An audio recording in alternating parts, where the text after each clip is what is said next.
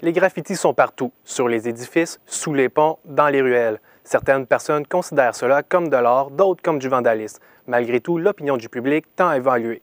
Pour en parler, je reçois le directeur artistique du programme Art Pression et graffiteur Carl Poulain. Bonjour, Monsieur Poulain. Bonjour. Tout d'abord, comment avez-vous découvert le graffiti?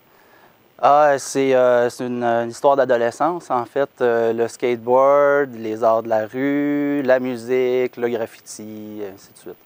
Fait que c'est comme première expérience, on prend une canette dans le fond du garage de papa, puis on va écrire sous les ponts, là, comme tu l'as si bien dit. Là. Comme première expérience, ça a été tout simplement ça. Là. Et là, comment aujourd'hui le graffiti a évolué pour vous? Oh, le graffiti a beaucoup changé avec le temps. En fait, ça fait pratiquement une quinzaine d'années que je suis le graffiti. Maintenant, c'est rendu beaucoup plus au niveau de l'art, vraiment de la performance, des festivals, des grandes fresques à grand déploiement, plutôt que du vandalisme. Mais bon, la partie vandalisme n'est pas éteinte là, pour autant. Là. Il y en a toujours autant. Mais ça se développe du côté artistique beaucoup plus. Là. Et là, depuis 2 ans, vous travaillez pour le projet Art Pression. Qu'est-ce que c'est exactement? Le projet Art Pression, c'est une initiative collective entre la Ville de Saguenay et le local jeune centre-ville de Chicoutimi qui vise à sensibiliser et en fait agir au niveau du graffiti illégaux au centre-ville de Chicoutimi principalement. Donc, on efface des graffitis et on fait aussi des activités de sensibilisation. Donc, ce qu'on offre, c'est tout simplement l'opportunité aux jeunes de prendre une canette pour la première fois, de pratiquer un art qui est marginal, si on veut dire, de façon sécuritaire, encadrée et, tu sais, genre conforme à la loi. Là. On les fait dans des endroits qui sont autorisés. On a fait une belle expérience là, pour les jeunes, prendre une canette pour la première fois, plutôt que choisir l'option de prendre une canette dans le garage. C'est bon. Et là, il y a plusieurs alternatives pour faire du graffiti. Quelles sont-elles à Saguenay? C'est sûr qu'il y a toujours l'option, en fait, il y a des murs légaux, il y a des endroits où les propriétaires sont moins réticents et autorisent le graffiti sur leur bâtiment. De plus en plus, il y a des programmes de partenariat avec les arts et cultures de la ville qui permettent justement d'avoir accès à des bâtiments pour organiser des festivals. Il y en a des options, là. Il y en a suffisamment des options. C'est sûr que faut pas lâcher. Il faut toujours essayer d'aller un petit peu plus, de demander des autorisations pour des murs. Et là, il y a un festival de graffiti ici à Saguenay. En quoi consiste-t-il? Le festival de graffiti, c'est la 2e année. Cet été, on a fait la deuxième édition. C'est un festival, en fait, qui est comme un peu notre activité de clôture, puisque le projet est comme sur l'été. Ce qu'on fait, c'est qu'on invite des artistes qu'on apprécie beaucoup, des gens qui ont un parcours irréprochable dans le milieu du graffiti. Donc, on ne parle pas ici des vandales, mais plutôt vraiment des artistes qui tentent de gagner leur vie avec ça. Ce qui est le fun dans tout ça, c'est qu'on offre une vitrine à ces gens-là, en leur offrant un mur de qualité, des canettes, du temps pour travailler, puis tout ça.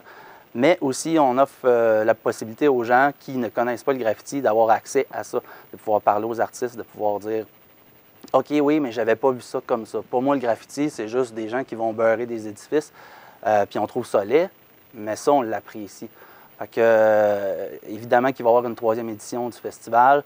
Ce qu'on veut, c'est justement offrir cette vitrine-là aux artistes, offrir la possibilité aux gens d'avoir accès justement au graffiti de façon plus artistique et vraiment d'avoir un concept. Et là, il y a une nouvelle technique, celle du cellographe. Qu'est-ce que c'est exactement? Le cellographe, ce que c'est en fait, c'est tout simplement de tendre un saran wrap entre 2 arbres. Donc, ce qu'on fait, c'est qu'on se crée une surface de travail. Ce que ça a comme avantage, c'est qu'on peut travailler, faire du graffiti. Puis si on désire partir avec notre œuvre, bien, on peut le faire. Tu découpes le saran wrap, tu l'amènes chez vous. Ou sinon, tu peux le laisser dans un endroit public. Puis ce qui est le fun, c'est que ce n'est pas considéré comme étant un acte de vandalisme puisque tu brises rien. Tu installes quelque chose qui est temporaire. Puis si les gens, ça ne leur plaît pas, bien, libre à eux d'aller l'enlever, tout ça. C'est sûr que c'est toujours un peu choquant. Mais dans un certain sens, on ne brise aucun lien public. Puis on peut le faire partout, en forêt, dans les parcs, places publiques, et ainsi de suite. Et là, est-ce que le graffiti est mieux accepté en société aujourd'hui? Qu'est-ce que les gens en pensent exactement? C'est sûr que le graffiti va toujours être considéré comme un art en fait, ça provient de la rue, donc ça va rester dans la rue et ça va toujours être considéré comme un marginal. Mais l'acceptation, on le voit le changement. On le voit que, bon, le graffiti, c'est de plus en plus présent dans la pub, de plus en plus présent dans les médias, les gens le couvrent, plusieurs festivals organisent du graffiti, en fait, ajoutent du graffiti à leur programmation. Fait que l'acceptation, ça va en hausse, là, ça c'est sûr. Et rapidement, quels sont les différents styles de graffiti? Oh, il y en a plusieurs. En fait, il y a le vandalisme typique. Il y a, bon, moi, ce que j'appelle les artistes improvisés, c'est des gens qui prennent une canette, qui écrivent à peu près n'importe quoi, n'importe où. Ça, il y en a beaucoup trop. Mais ça serait beaucoup trop long à énumérer, là. Il y en a de tous les styles. 2, 3, où ce qu'on peut voir plus fréquemment? Ce qu'on voit souvent, c'est les tags, les flops. C'est sûr que c'est pas mal ceux qui sont le plus fréquents, là, ceux qu'on voit le plus souvent, là. Et à long terme, est-ce qu'il y a des projets pour hors pression? Oui, tout à fait. C'est sûr que ça va être notre 3e année, en fait, en fonction. On commence notre 3e année. On aimerait bien présenter nos ateliers dans les écoles secondaires, continuer de travailler avec les jeunes, plutôt que qui vivent leur expérience un peu tout croche. On préfère les appuyer là-dedans. Eh bien, merci beaucoup, M. Poulain. Merci à vous. Alors, j'étais en compagnie du directeur artistique du programme Hors pression et graffiteur Carl Poulain. Merci d'avoir été des nôtres. Au revoir.